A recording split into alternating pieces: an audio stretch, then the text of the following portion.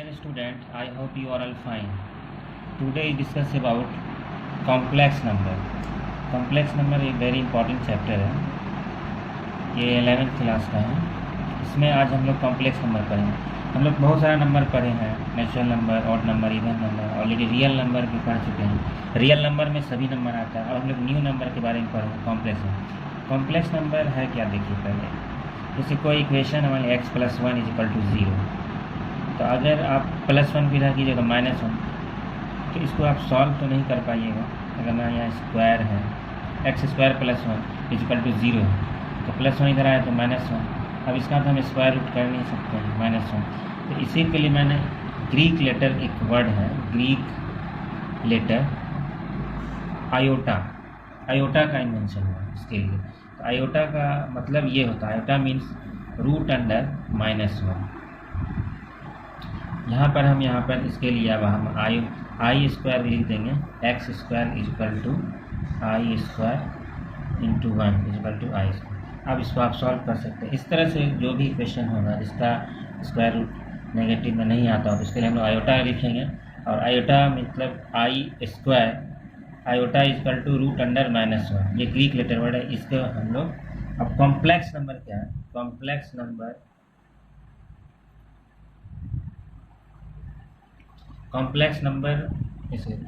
Number को z से denote करते हैं, जैसे a + i/b। तो यहाँ पर ये रियल नंबर हो गया, रियल नंबर। और ये जो आयोटा लगा हुआ है नंबर में, इसको इमेजिनरी नंबर बोलते हैं, इमेजिनरी नंबर। तो ये ही आपका कॉम्प्लेक्स नंबर कहलाता है। अब जैसे आयोटा पे कुछ और आयोटा और डिटेल समझते हैं। तो आयोटा = √(-1) हुआ। ये सब इक्वेशन सॉल्व करने के लिए इसका इन्वेंशन हुआ। अब देखिए, जैसे आयोटा का स्क्वायर, इस पर स्क्वायर करें तो -1 हो जाएगा। इस तरह अगर आयोटा पे हम लोग 4 डालते हैं तो -1 × -1 तो +1 हो जाता है। इस तरह से आप बहुत सारा सॉल्व कर सकते हैं। जैसे आयोटा पे 100 पावर है, इसका वैल्यू निकालना, तो आप हमेशा क्या कीजिए, आयोटा का स्क्वायर कर दीजिए और 2 से कितना नंबर मल्टीप्लाई करें, इसको डिवाइड करते 50 बार कर देते हैं, 50 लिख दीजिए। 52 जहाँ 100 होता है, तो आयोटा का स्क्वायर यानी -1 और -1 / 50। अगर ये इवन नंबर है, इवन नंबर मतलब पॉजिटिव देगा, और यहाँ ऑड नंबर रहता है तो नेगेटिव देता है, तो ये हो जाएगा आपका पॉजिटिव वर्ड। इस तरह से मेनी वैल्यू ऑफ आयोटा आप लोग फाइंड आउट कर सकते हैं। आप जैसे √a × √b, तो अगर इसका हम लोग इस √a × √b तभी हो सकता है यहाँ a b, जब ये दोनों वैल्यू, a भी वैल्यू >0 हो एंड b भी >0 हो, तभी हम इसको इस तरह से लिख सकते हैं। अगर यहाँ नेगेटिव साइन रहता है, 0 से छोटा रहता है 0, तो फिर हम लोग इसको मल्टीप्लाई नहीं कर सकते, तो फिर यहाँ पर यूजिंग आयोटा करते हैं।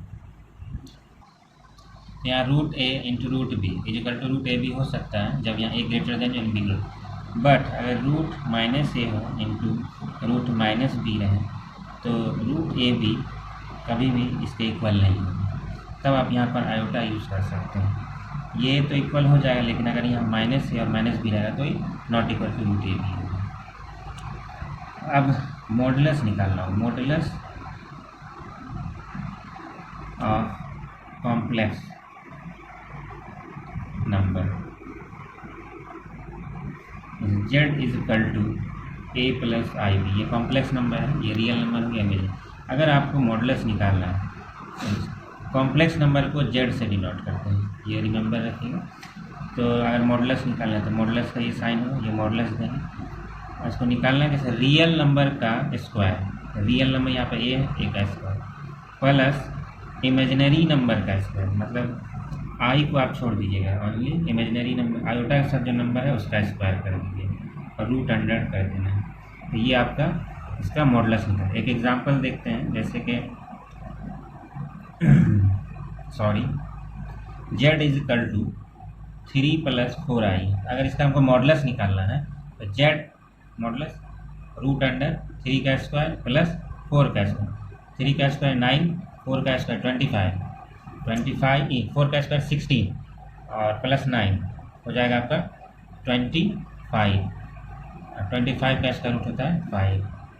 ये आपका इसका मॉडुलस होगा। नेक्स्ट है conjugate. conjugate of complex number।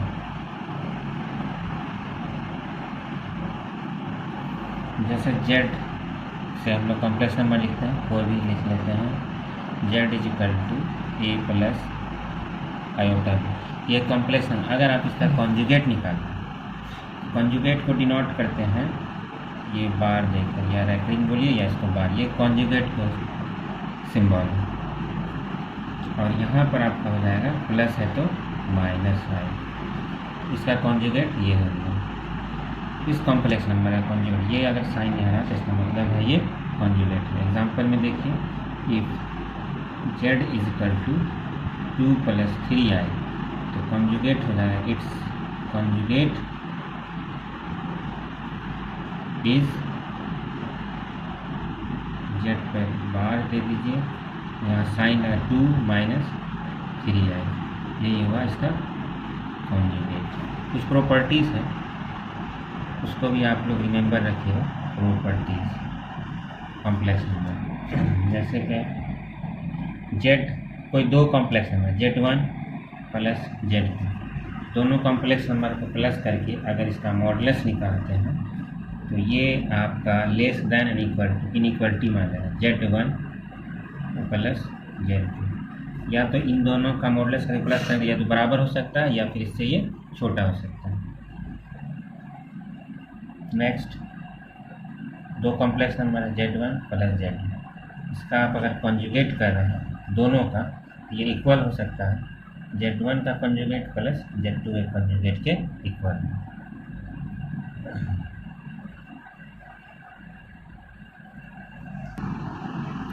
Third property है z1, डिफरेंस लेते हैं z2, दोनों का मॉडुलस निकालते हैं, तो ये ग्रेटर देन या इक्वल टू हो सकता है जब इसका सेपरेटली करके मॉडुलस करें, z1 - z2 सेम है।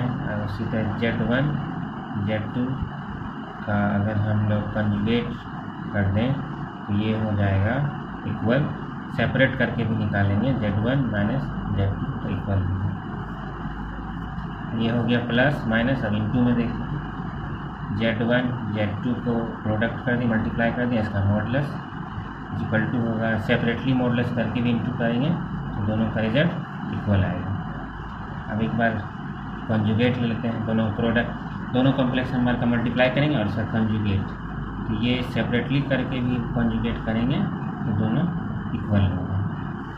मल्टीप्लाई, अब डिवाइड में आते हैं, z1 z2, अगर डिवाइड करके मॉडुलस निकालते हैं तो सेपरेटली भी हो जाएगा भाई, z1 / z2 का मॉडुलस इक्वल होगा, जहाँ z2 नॉट इक्वल टू 0 नहीं। थर्ड है सेपरेट z1 / z2, दोनों का क्वोशंट यानी इसका कॉन्जुगेट इक्वल होगा, सेपरेटली भी कॉन्जुगेट करके डिवाइड करेंगे तो दोनों का वैल्यू सेम है, जहाँ z2 नॉट इक्वल टू 0 है। अब ऐसा भी है, एक कॉम्प्लेक्स नंबर और एक कॉम्प्लेक्स, उसी कॉम्प्लेक्स का कॉन्जुगेट से इंटू करेंगे तो ये कॉम्प्लेक्स नंबर का मॉडुलस का स्क्वायर के इक्वल होगा। फिर कॉम्प्लेक्स नंबर का मॉडुलस कॉम्प्लेक्स नंबर के उसी कॉम्प्लेक्स नंबर कॉन्जुगेट के मॉडुलस के इक्वल होगा। अगर कॉम्प्लेक्स नंबर का मॉडुलस से पावर n देते हैं और कॉम्प्लेक्स नंबर का अंदर पावर n देते हैं और उसका मॉडुलस नहीं, तो भी दोनों का वैल्यू सेम आएगा। अब हम लोग पढ़ेंगे आर्गेंट। अब नेक्स्ट है Argand plane and polar form.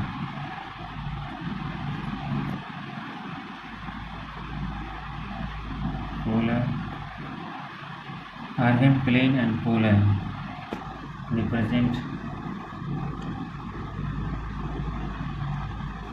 of complex number.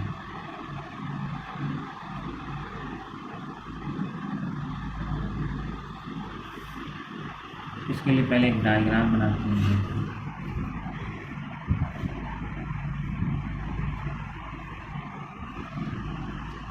X axis में ये एक्स डैश, ये वाई एक्सिस में ये वाई डैश। यहाँ ओरिजिन से एक लाइन गया, यहाँ ये पी होना गया, जेड एक कॉम्प्लेक्स नंबर को रिप्रेजेंट कर रहा है। ओके, यहाँ एंगल बना रहा है कोई थीटा एंटी क्लॉकवाइज में, यहाँ ये आर को इंडिकेट कर रहा है जो कि ये मॉडुलस है। ओके, यहाँ पे ये ओ,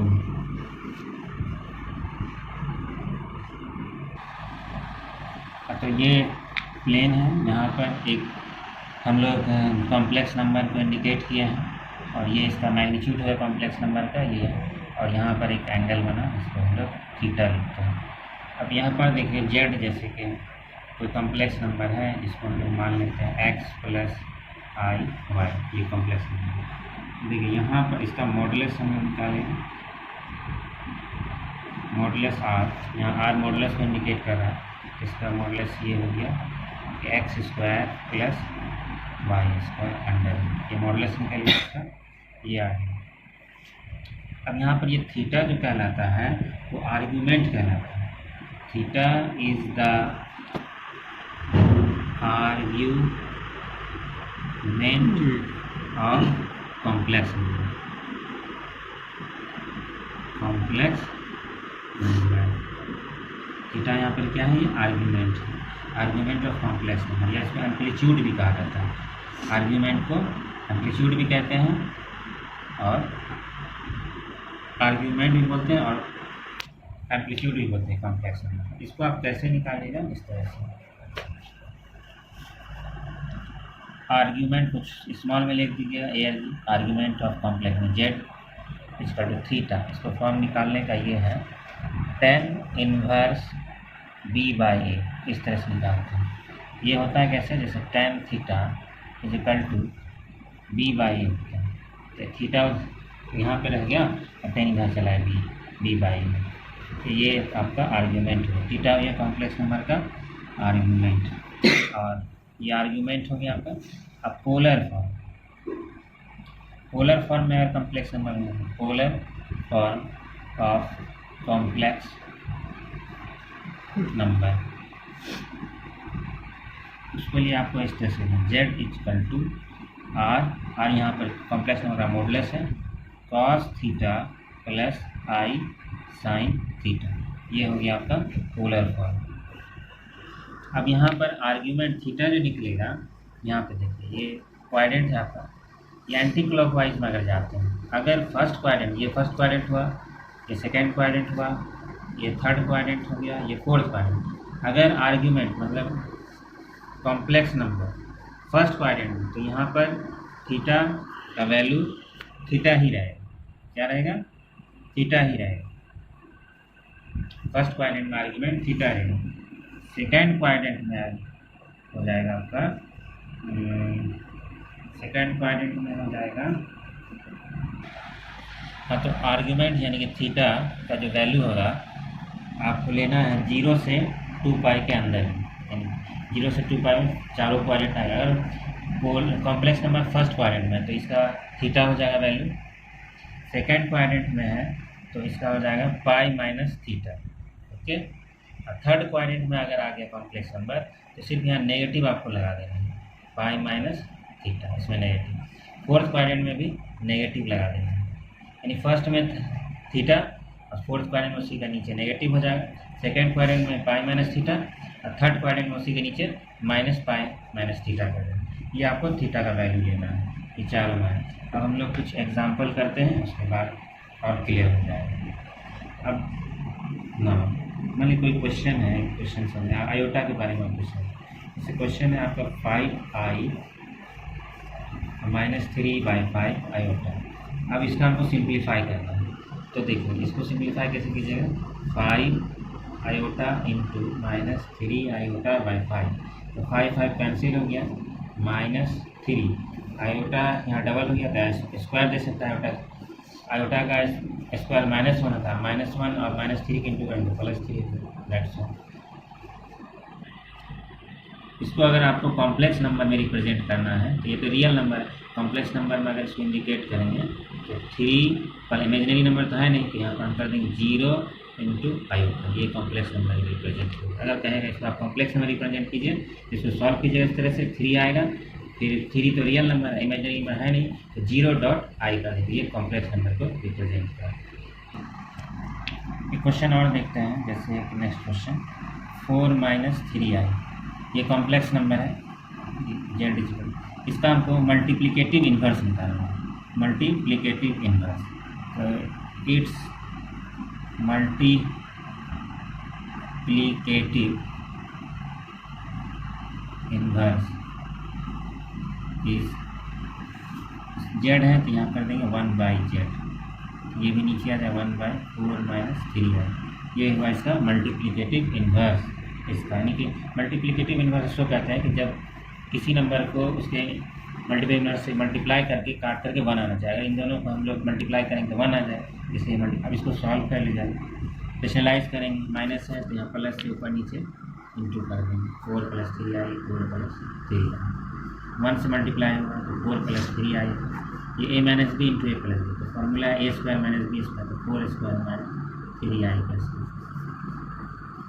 4 + 3i, 4 का स्क्वायर 16 माइनस 3 का स्क्वायर 9, i का स्क्वायर -1, तो माइनस प्लस 9, 4 + 3i होता है 16 और +9 25, इसको सेपरेट कर दिए रियल नंबर, 4/25 + 3i/25, ये कॉम्प्लेक्स नंबर को इंडिकेट कर दिया, ये रियल नंबर हो गया, ये इमेजिनरी नंबर हो गया। क्वेश्चन देखते हैं, जैसे कॉम्प्लेक्स नंबर दिया हुआ है -1 - i/√, ये कॉम्प्लेक्स, इसका अगर आपको मॉडुलस निकालना होगा तो ये मॉडुलस होगा, तो रियल नंबर का स्क्वायर -1 का स्क्वायर प्लस फिर यहाँ पर हो जाएगा -√3 का स्क्वायर, -1 का स्क्वायर 1, √3 का स्क्वायर 3 और 1 हो गया 4 का स्क्वायर हो गया 2।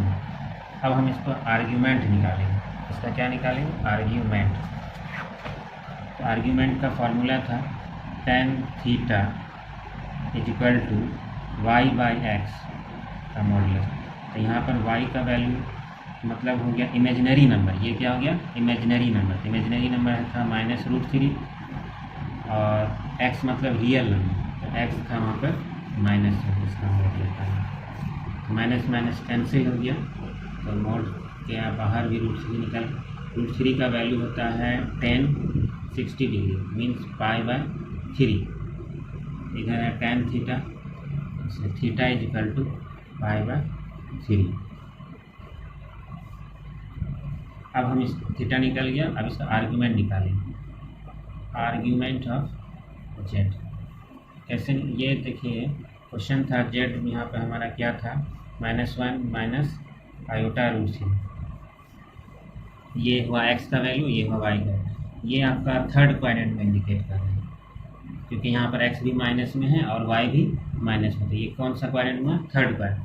थर्ड क्वाड्रेंट के लिए हम लोग एंगल क्या लिखे थे, पाई -θ और नेगेटिव साइन था, ये था लेना था, तो थीटा का वैल्यू यहाँ पर क्या π/3, तो -π माइनस प्लस थीटा, थीटा के लिखिए π/3 -π, एलसीएम ले लेंगे इसका 3π -3π, तो हो जाएगा -2π/3, तो इस कॉम्प्लेक्स नंबर का आर्ग्यूमेंट ये आपका हो गया -2π/3। नेक्स्ट देखते हैं हम लोग, मान ली कोई कॉम्प्लेक्स नंबर है 1 - इसको हम लोग पोलर फॉर्म में रिप्रेजेंट करना है, इसको हम लोग पोलर फॉर्म में रिप्रेजेंट करना है, polar form, find out polar form. तो सबसे पहले इसको हम लोग पोलर फॉर्म में रिप्रेजेंट करने के लिए क्या करना होगा, इस पोलर फॉर्म के लिए है z = r cos θ + i sin θ, इस फॉर्म में लाना होगा पोलर फॉर्म पे। तो r यहाँ पर मॉडुलस है, तो पहले हम लोग मॉडुलस निकालते हैं,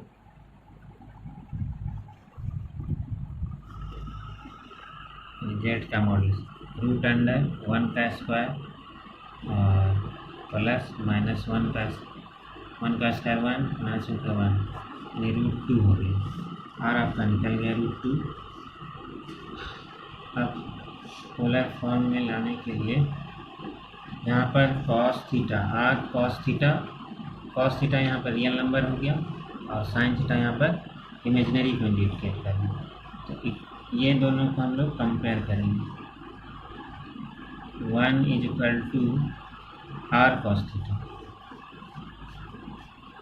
और आई sin थीटा में क्या है -1, तो -1 के लिए हम लिखेंगे R sin theta, real number और इमेजिनरी नंबर, इसको 1 मान लेते हैं और इसको 2। अब क्या करेंगे, स्क्वायरिंग, इन दोनों को स्क्वायर करके ऐड कर दें, स्क्वायरिंग एंड एडिंग 1 and 2, तो हो जाएगा 1 का स्क्वायर प्लस -1 का square, R square cos square theta plus R square sine square theta.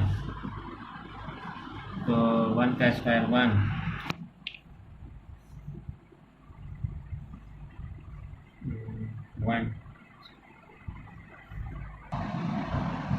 Sorry student, sorry dear, इसको काट देते हैं। यहाँ हम लोग आर मॉडुलस तो निकाल ही चुके हैं, फिर √2 वैल्यू। अब हम लोग आर्ग्यूमेंट निकालेंगे, आर्ग्यूमेंट के लिए हमको थीटा निकालना होता था। tan थीटा इक्वल टू क्या होता है y/x, y यहाँ पर है इमेजिनरी पार्ट हो गया -1 और रियल पार्ट है +1। इसका मॉडुलस करेंगे तो क्या होगा 1 ही है। अब 1 का 10 में वैल्यू होता है tan π/4, इधर है tan theta, therefore theta is equal to π/4। अब आर्ग्यूमेंट ऑफ z क्या हो जाएगा, क्योंकि कॉम्प्लेक्स नंबर आपका था 1 - i, तो ये x मतलब ये प्लस हो गया रियल पार्ट और इमेजिनरी पार्ट माइनस था, तो ये फोर्थ क्वाड्रेंट में था, फोर्थ क्वाड्रेंट में जो होता है माइनस थीटा होता है, तो यहाँ पर माइनस थीटा कर दिए। अब थीटा का वैल्यू हम निकाले हैं π/4, तो ये हो जाएगा -π/4। अब required polar form of complex number 1 - i इज हो जाएगा z √2 cos -π/4 plus i sin -π/4। That's all, यही आंसर है आपका। I hope you like my video. If you like my video please like, share and subscribe. Thank you so much for love and support. Best of luck for next video.